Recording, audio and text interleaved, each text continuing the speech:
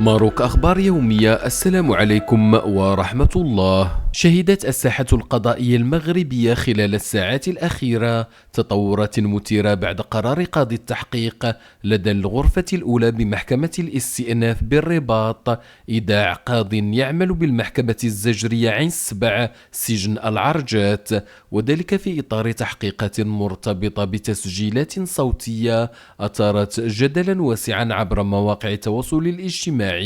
وبحسب مصادر مطلعة فإن المعني بالأمر الذي يشتغل مهمة قاضي تحقيق بالمحكمة الزجرية عين السبع مثل أمام قاضي التحقيق في حالة سراح قبل أن يتم اتخاذ قرار إحالته على سجن العرجات في انتظار استكمال مجريات البحث والتحقيق.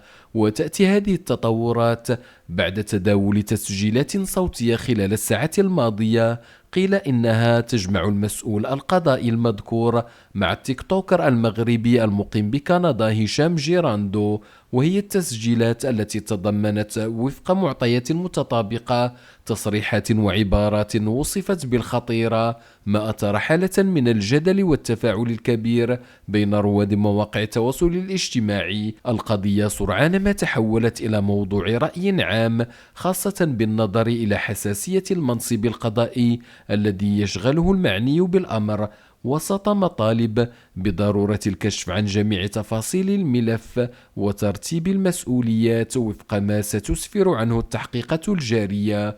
وفي المقابل لم تصدر إلى حدود اللحظة معطيات رسمية تفصيلية بشأن طبيعة التهم المحتملة أو مضمون التسجيلات بشكل دقيق، في وقت تتواصل فيه الأبحاث تحت إشراف الجهات القضائية المختصة.